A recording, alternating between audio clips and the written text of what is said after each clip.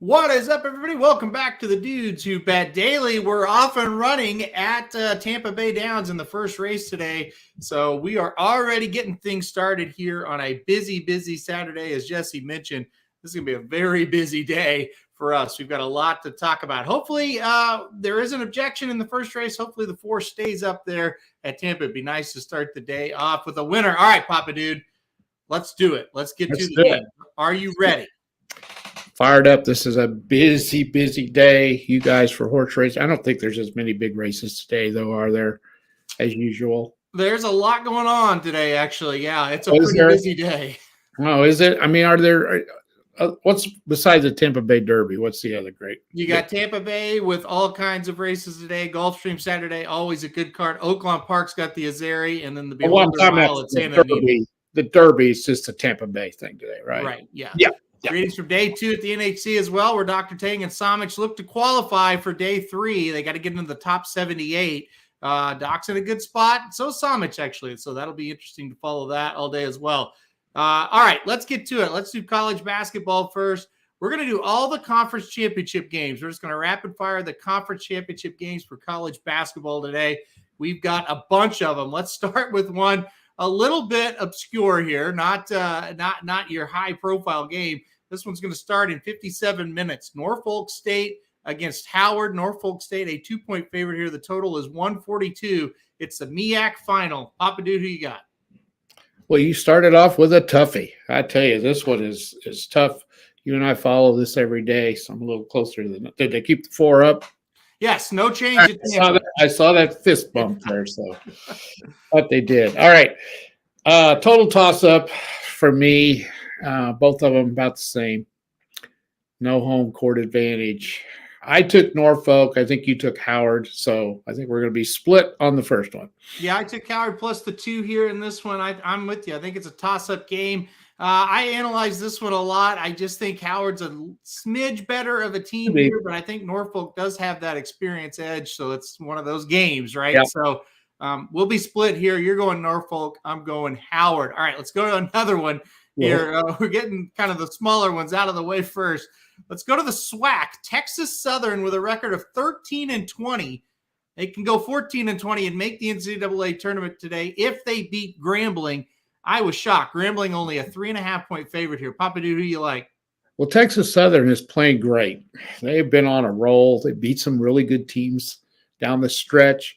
I think they're the team that knocked Mike's pick out the other night. I believe they beat Alcorn State. Yep. This conference isn't real good. They're one of those conferences that go play the big boys in their non-conference schedule for money. You know, they go into these like Kansas and K-State, and they play them to come in there, and so they need that for their budgets. So their records are kind of misleading sometimes. However, Grambling's pretty darn good. They've won 24 games. You got to go with a 24-win team over a 14, don't you? So I'm going to go with Grambling to cover that today. Yeah, I kept it kind of simple with that as well and went Grambling minus that 3.5. I'm with you. I can't bet a 13-20 team, but 3.5, it almost feels like a little bit of a trap. So we'll see. It does. That happens in this one.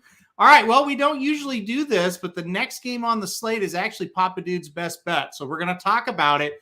We're going to go Papa Dude. You're going to give your best bet here. We'll do it again at the end of the show to remind people. But your best bet tonight, the Jayhawks minus the 2 here for the Big 12 championship game. They play Texas, total at 142. Tell us why you like the Jayhawks.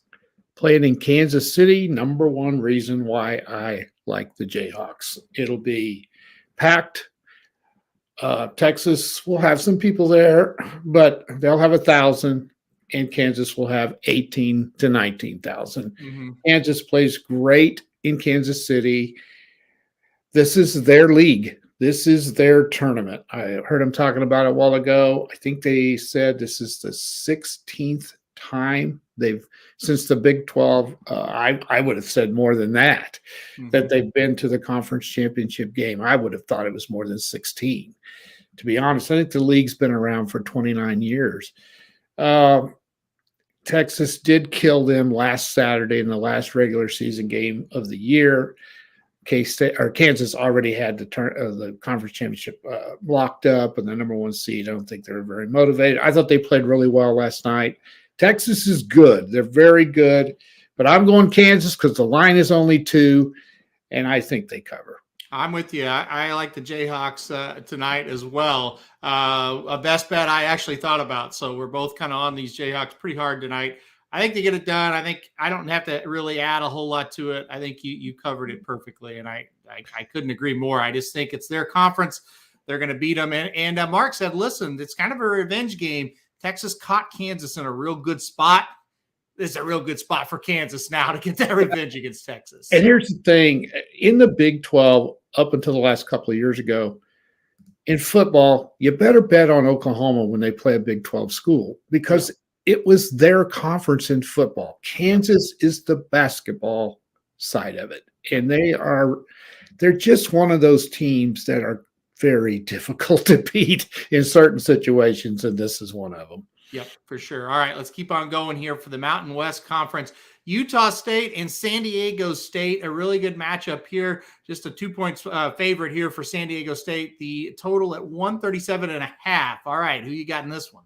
Mountain West, great conference, really good team. May get 4 in, definitely going to get 3. These 2 are locked since Utah State's made it to the run or made it to the championship game.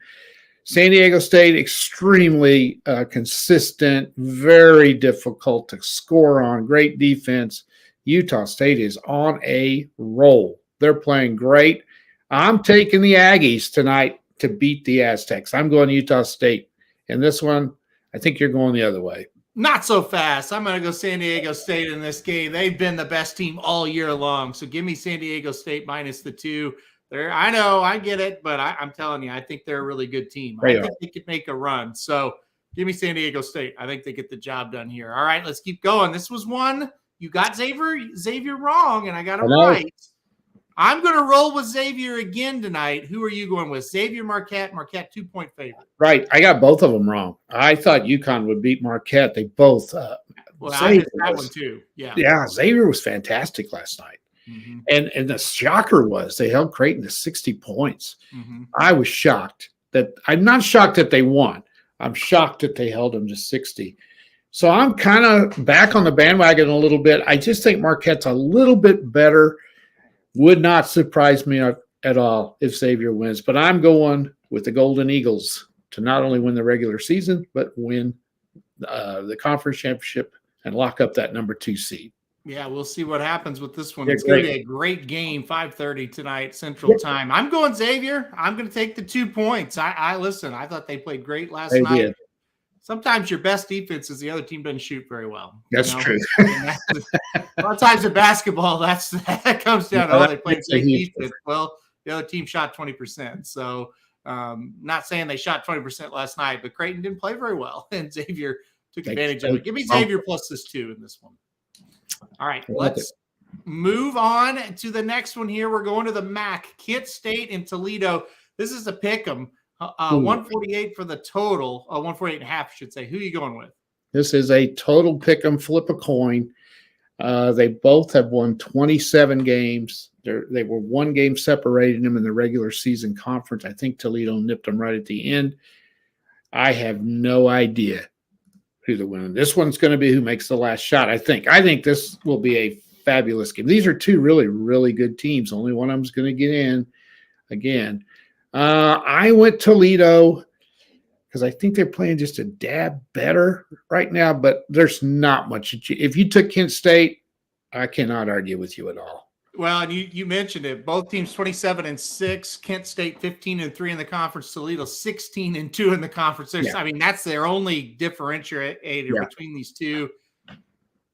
I lean Toledo, but I'm with you. I kind of just flipped a coin on this one. This is one I'm not going to touch. It's real close. Yeah, this one you sit back and enjoy. Yeah. All right, let's go to the most lopsided championship game tonight. That is Marist against Iona. Iona's a 14.5-point favorite here. Total sitting at 135. The MAAC, is this going to be a walkover for Iona? Iona's 26-7. Marist 13-19. Yeah. I miss this league every night except for Iona. Yeah. I can't predict the other ones. They're all exactly the same because they usually play on Friday nights. There's hardly anybody that plays on Friday nights. So there's not very many college games on Friday night. Yep. They usually have 4 of them, and I miss 3. Of the 4, I get the Iona game right. So the only thing you're betting here, I think Iona wins. I just can't see them losing. Is the line too high? Marist is playing awfully well. They've upset a couple of teams. I don't know if it's an upset because after Iona, you just throw them in a hat and draw one out. Yeah. I read a lot of people that pick these games that I look at a lot before I make my bets, and they are taking Marist plus the 14.5. I don't think so. I think Iona blows them out late in the game. That's enough for me to go to the other side. Give me Iona minus the 14.5. The more people that are on them, the more I want to go away from who everybody's playing. So, yeah, give me Iona in this one. This is it's definitely a weird spread, but I think you're right. It's more of just all those other teams aren't very good, and Iona is. So. And Iona is, and 26 wins. How can you argue with that? So. Yep. Exactly. All right, let's go on to Duke and Virginia in the ACC final. In this one here is my ESPN app decided we'll just play a video randomly like it always does. All right, so Duke going in here against Virginia, like I said, 2.5. Total sitting at 123.5. Want to go ahead and tell you this right now. Dr. Tang's best bet is the under in this game. He likes the under 123.5. He only loses college basketball on Friday. Every other day, he wins. It's Saturday, so he's winning this one. Under 123.5, the best bet from him. What about you, Duke and Virginia? Let's look at that. 123.5. That means that thing's going to be in the high 50s, probably. He thinks it's going to be a very low-scoring game. Well, Virginia wants it to be. Mm-hmm. That's for sure. That's the way they play. I'm not going to go against him because he beats me every day except on Fridays. Yeah, he's terrible on Fridays. Yeah, well, that's because those games aren't very good on Fridays usually. I took Duke because I think Duke's playing great. I don't know about the over-under. If I would have to play over just because Duke can score a little bit. But Duke plays good defense too. Yeah. I think they beat them. I think Duke's peaking at the right time. They're very dangerous going into the NCAA tournament. A lot of people chiming in with the Duke love here. A few comments here from Jason, Rob, and Tony. I'm with you. I'm going to go Duke minus the 2.5 in this spot. Listen, it feels a lot like last year with Duke, where they just seem to be playing better and better as the season goes on. I think they're the ACC team to make a run. Give me Duke in this one. Do you think the coaching change and everything affected that team a little bit? I'm not saying the other coach isn't good, the new guy. I don't even know his name. You think that affected them a little bit in the beginning? It took a little while for them to get through the Coach K not being their thing and all the crap they probably were hearing on campus and things. I would say so. Yeah.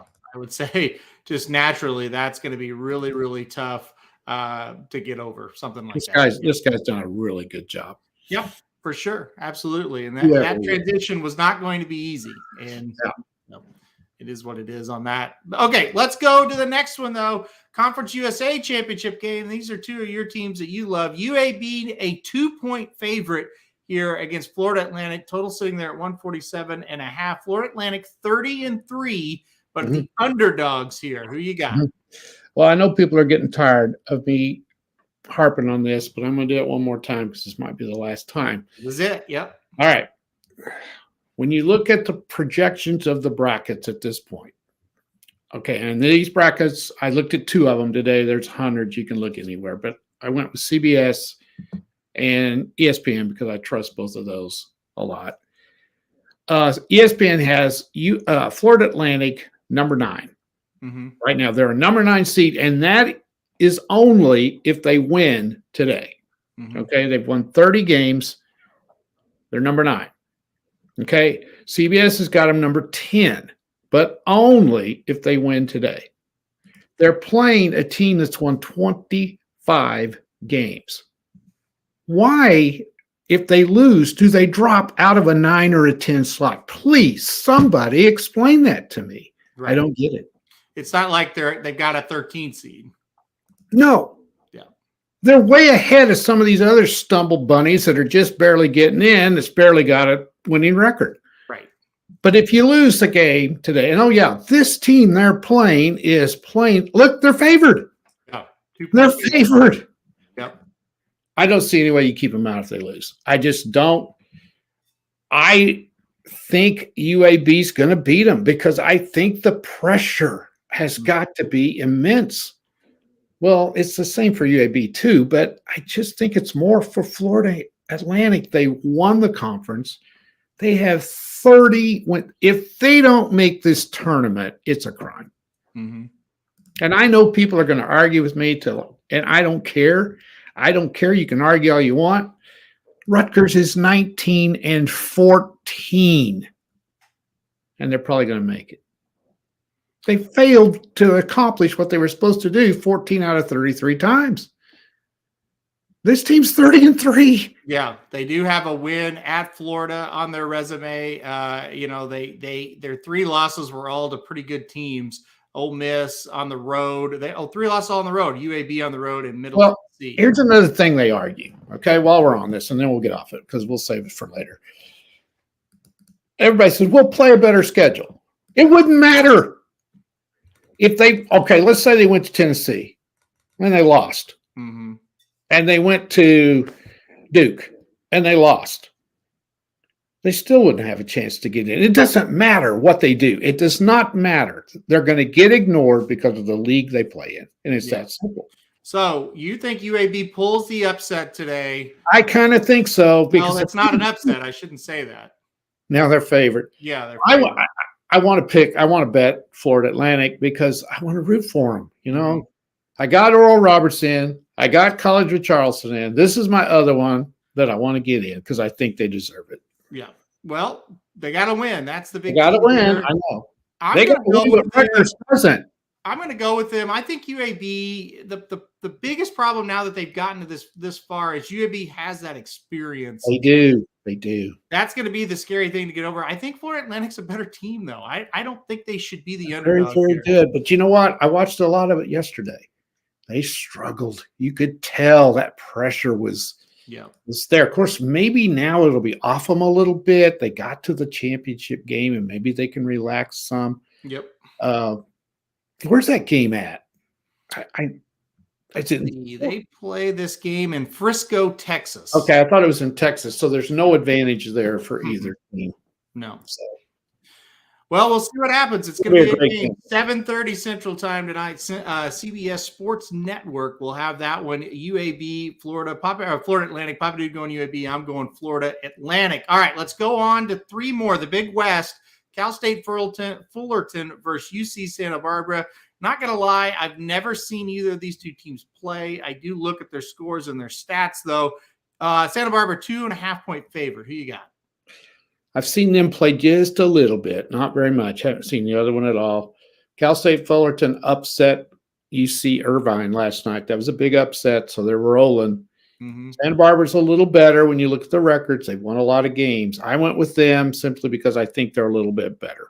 I don't love betting games just off stats. I like to have seen the teams play, but based on the stats, Santa Barbara should be a little bit more than a 2.5-point favorite, in my opinion. Yeah. So I actually like Santa Barbara quite a bit in this spot. When you kind of look up, not just the records, but, dive into the analytics a little bit. They look like a better team than Cal State Fullerton. So give me Santa Barbara with the pause of, listen, I do not watch Big West basketball. So this will be the first time tonight. All right.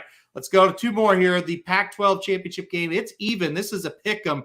Might be the game of the day other than maybe Texas and Kansas. Arizona and UCLA. Who you got? It's toughy. We both love UCLA. And can they beat them again? Mm-hmm. I think they beat them twice. I think they have. Yep. I don't know whether they beat them in Arizona or not. I think they played them pretty early in the. They lost in Arizona, but they beat them recently pretty easily. And won that game early in the conference season. Yeah. So I to me, UCLA stayed on an even scale all the way across. Mm-hmm. Arizona's a little up and down. They've lost some games they shouldn't. I'm going with UCLA because I think they're just a little bit tougher than Arizona. Yeah, I went with UCLA as well. I can't go against UCLA, now. Like they've been my team all season. So I'm going to go with them. I've been on them for 3 or 4 weeks to win this whole thing. So So we'll see if they can do it. I'm going to go UCLA here, the Pac-12 championship game. All right, last one, the WAC. Grand Canyon and Southern Utah. Another one, I'll be honest, I've never watched either one of these teams, but did look at this game pretty long. Is for the show here. It's even as far as it's a pick'em game. One team, Grand Canyon, 23-11. Southern Utah, 22-11. Yeah. Not much between them. What do you know about this one? Well, they both upset teams last night in the semis. By the way, this is another league no one's ever heard of. Yep. Sam Houston, Grand Canyon beat Sam Houston State. I think they'd won 25 or 24 games. Southern Utah beat the regular season champ, Utah Valley, which had won 25 or 26 games. There's 4 teams in this league with a lot of wins, and so they're pretty good. So it is an even game. I watched Grand Canyon a little bit last night because it was on kind of late, and I was watching them because I had whoever they played, Sam Houston. I kind of like them. I was watching them, and I had Sam Houston picked, so I watched some of that game. Grand Canyon won. I'm going to go with them today to beat Southern Utah. Okay, you're going to go Grand Canyon. I'm going to go Southern Utah. Kind of looked at this. This is, the Santa Barbara game. I admit I haven't watched them at all, but the analytics really told me to go Santa Barbara. This one, this could go either way. I think this is going to be a really interesting game. If you want to stay up and watch a good basketball game, I think this is going to be a pretty good one. I lean Southern Utah a little bit here. I ended up taking them, but wouldn't be surprised if this one goes either way. Absolutely. All right, that is it, man. We ran through all of them there. What a day of college basketball. Tomorrow we'll be back and we'll talk about the other championship games that are going to be happening on Sunday as we run those down as well. All right, though, let's get to the horse racing. They're already running races right now at Tampa Bay Downs. We got a winner in the first race. We'll see what happens in the second race coming up in 2 minutes. But the feature race of the day and why we're here, it's the Tampa Bay Derby, race 11 here, big time race, big favorite in the number 6 Tappet Trice. I've made no bones about it. I'm going to lean on him heavily in this spot. I hope he wins because I've got him singled in a lot of sequences. What about your take on Tappet Trice in this race, though, Papa Dude? Well, you know what I'm going to say, right? He's only raced twice. Exactly. Yes, that's what you would say. You know how I am when it comes to this, Yep. And that's why I have to listen to you guys because you guys can you analyze these 3-year-olds so much better than I do. Because I look at that and I say, okay, what makes him so much different than anybody else? It's only won one race and ran 2 times. Then you start looking at the pedigree and the trainers and all that, and you see it. And by the way, the race he won was awesome. Break a maiden and win by 8 lengths. So obviously a Tappet horse, I have to pick the horse, but I think there's some others in here that could spring an upset. I don't understand why the 9 is rated pretty high. I don't really get that one. Now that's one I don't get. I know it's another Pletcher horse. So maybe that's part of it. Do you have the 9 rated high? Do you have him second? Well, the 9 is talking about Shesterkin. He broke his maiden very impressively at Gulfstream. He was actually favored to beat Tappet Trice in that allowance race. They both faced each other and just got smoked, got beat by 8 lengths. But he was favored in that race, which tells you, they're still fairly high on him. They send him here despite the loss. I think it means something. I don't know what, though. I just couldn't see any way to say, you know what? I think the 9 will improve 8 lengths over the 6. Yeah. Right. When both horses have only ran twice and one of them beat the other one by 8 lengths, how can you pick the other one? Mm-hmm. I'm sure there's a reason why you could, but I don't. Well, my limited handicapping on which I handicap a lot more than I say I do, but I can't do that. I just can't. Yeah. Which is why I missed some. And the problem for me in this race is I think the 9's the second best horse. You do? Yeah. Well, I kind of like the 10 a little bit because the 10 is more seasoned than some of these. Mm-hmm. The 10 has run in some big time races and actually won a grade 3 at Aqueduct back in November. I could see this horse maybe upsetting the apple cart a little bit. No, not as bred as well as the 6 and the 9. I get that. And then I like the 4 a little bit, and the 3. So I like those 3. I've got to go the 6, but I'm not picking the 9 second. Yeah, I think it's interesting. When you get past the 6, you could go a lot of different ways, and that's you can get as creative as you want past the 6. In my opinion, you kind of have the Sam F. Davis all over again. It was bad, and you got Shesterkin, who, like I said, I don't know what he is really.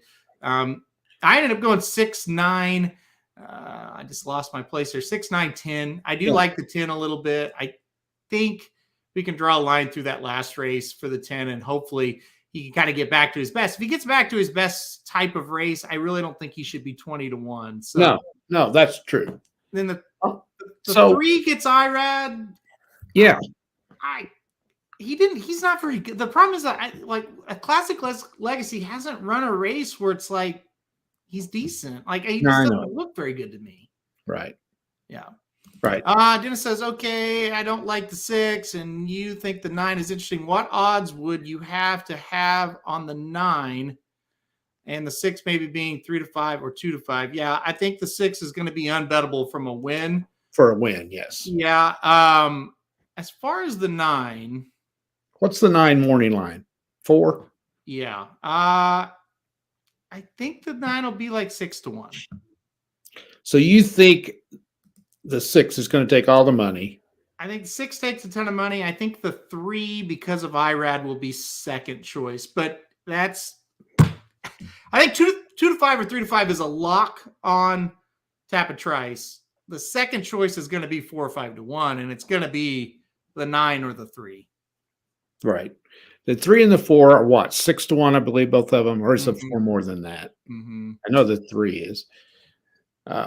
I think you got to throw some money on that 10, or at least maybe not a win, but put him in a trifecta.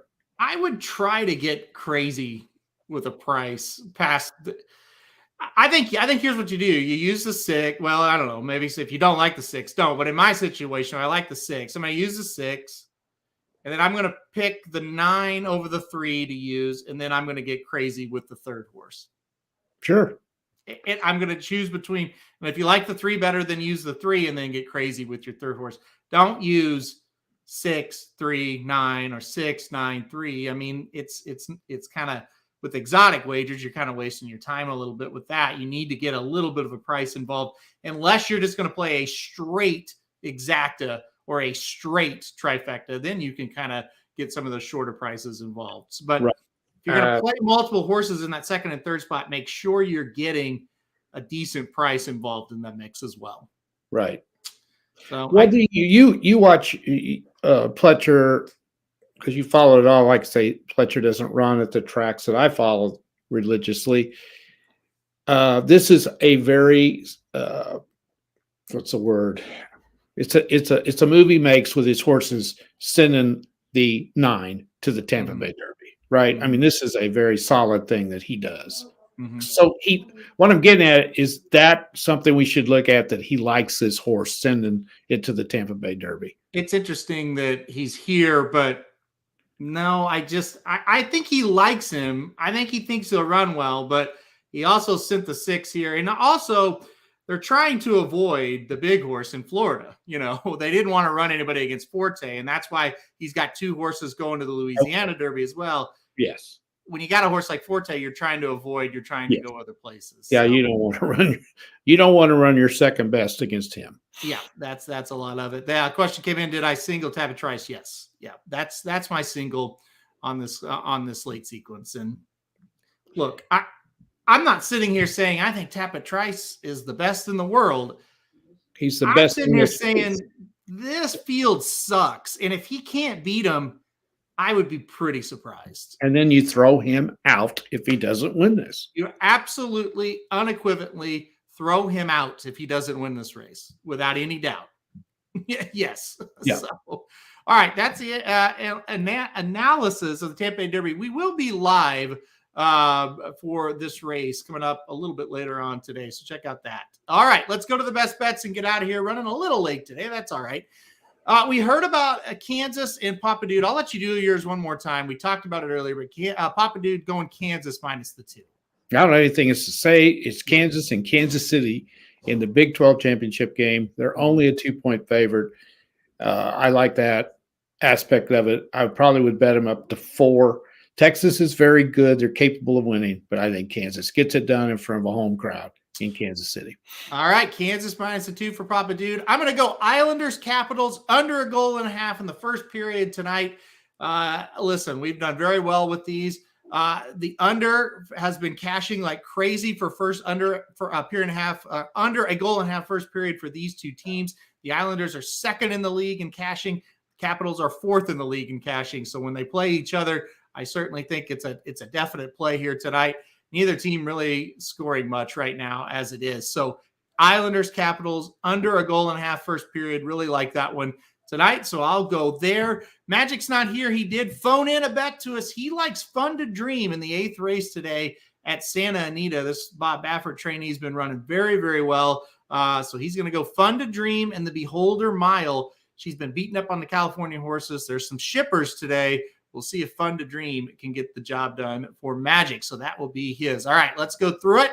The picks for today, the Capitals Islanders under a goal and a half first period for me. Papa Dude going Kansas minus the 2. And Magic going to Santa Anita, race 8, number 8, Fun to Dream, 5-2 on the morning line. All right, we got to get going. We've had some horrifically bad beats the last 2 days. So hopefully that turns around and we get 3 winners today. All right, guys. Thanks everybody for watching. Good luck to everybody today. It's going to be a heck of a lot of fun. Huge day of racing, basketball, everything. So good luck, and we will see you tomorrow.